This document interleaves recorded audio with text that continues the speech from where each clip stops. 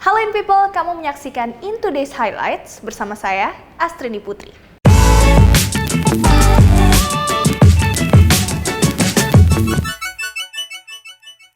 Di informasi pertama, pemerintah memutuskan memangkas libur di penghujung tahun 2020.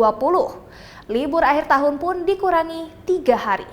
Telah diputuskan bahwa libur akhir tahun terbagi menjadi 2, yaitu libur Natal yang dimulai tanggal 24 hingga tanggal 27 Desember. Kemudian libur pengganti Idul Fitri dan libur tahun baru dimulai tanggal 31 Desember hingga tanggal 2 Januari. Belum lama ini, pemerintah umumkan keputusan terkait libur panjang Natal dan Tahun Baru, yakni pengurangan hari libur. Yang tadinya akan diliburkan dari tanggal 28 hingga 30 Desember, kini semua tetap berkegiatan seperti biasa. Dipangkasnya libur panjang ini sesuai arahan Presiden Joko Widodo, mengingat angka pasien COVID-19 masih tinggi. Selain itu, dikhawatirkan saat liburan, masyarakat abai protokol kesehatan. Selanjutnya, Gubernur DKI Jakarta Anies Baswedan terkonfirmasi positif COVID-19. Ia pun meminta semua orang yang pernah bertemu dengan dirinya untuk jalani tes usap. Berdasarkan hasil tes usap yang keluar Selasa dini hari silam, Anies Baswedan nyatakan dirinya positif corona tanpa gejala. Mantan Mendikbud ini sebut dirinya punya kontak erat dengan Wagub Ahmad Riza Patria yang terkonfirmasi positif akhir pekan lalu.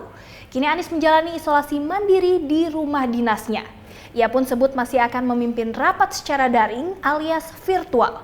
Anies juga meminta kepada semua orang yang pernah bertemu dengannya untuk menjalani tes usap.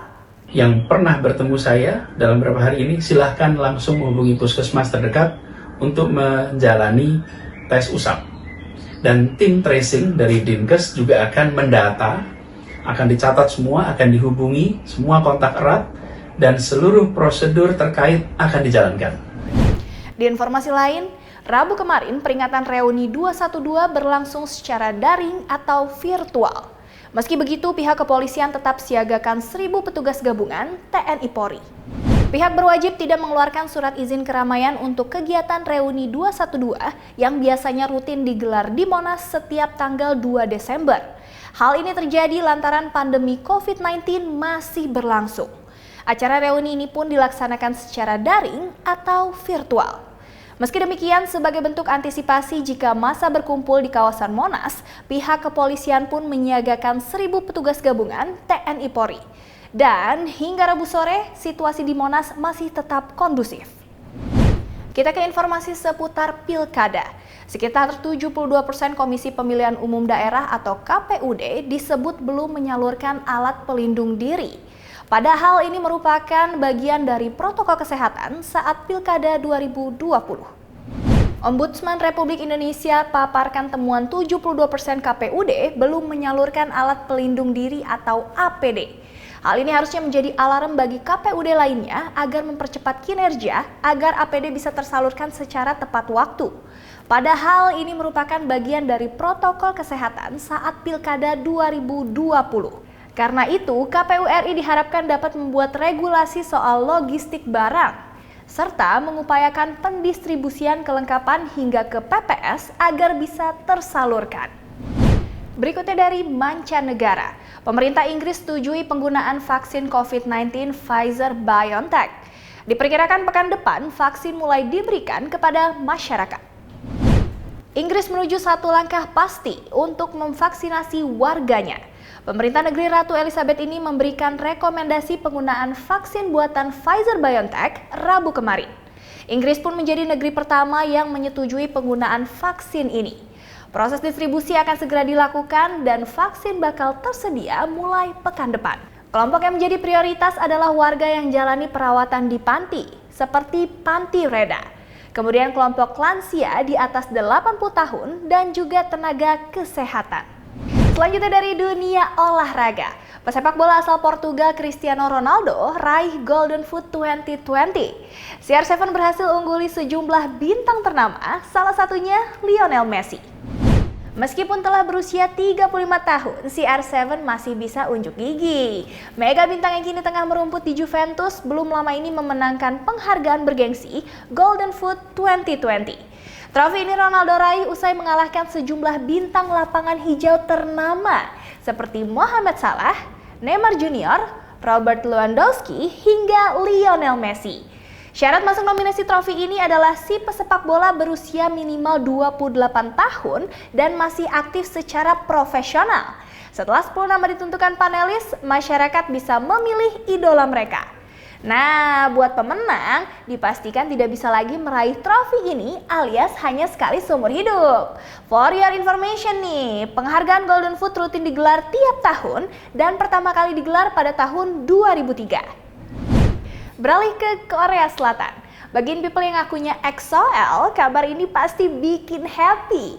Salah satu personilnya yakni Kai belum lama ini merilis album dan single solo terbaru.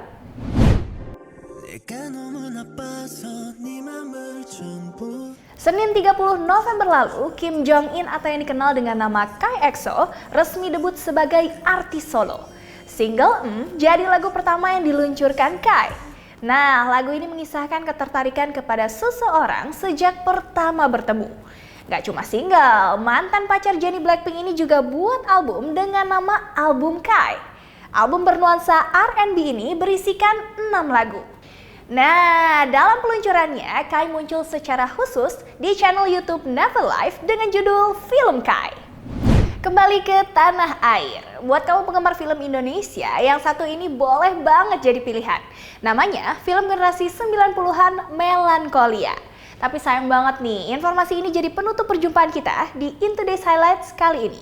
Saya Astini Putri, In Today in People's Way. Bye-bye. Sevia sudah dianggap ibu dan ayah sebagai anak mereka sendiri. Jelek nih di aku. Bersahabat dengan Indah sejak keduanya di bangku sekolah dasar. Ngeliatinnya biasa aja dong. In People berjudul generasi 90-an Melankolia, film ini menceritakan tentang sosok Abby, seorang anak muda yang mencari jati diri. Abby selalu menjadikan kakaknya Indah sebagai sosok yang ia kagumi. Namun tiba-tiba sang kakak menghilang dalam sebuah kecelakaan. Lalu ia menemukan Sevia, sahabat kakaknya yang ia anggap sebagai pengganti Indah. Melankolia mengangkat kisah dari 3 lagu populer di eranya. Ada Sevia dari Sheila on 7, Begitu Indah dari Padi, serta Cintakan Membawamu Kembali dari Dewa 19. Terinspirasi dari kisah sang sutradara Irfan Ramli, film ini dibintangi Ari Irham, Taskia Namia, Agni Nihak. Dan awalnya film ini akan dirilis April lalu, namun karena pandemi, penayangannya ditunda. Rencananya, karya Visinema Pictures ini bisa In People tonton mulai 24 Desember 2020.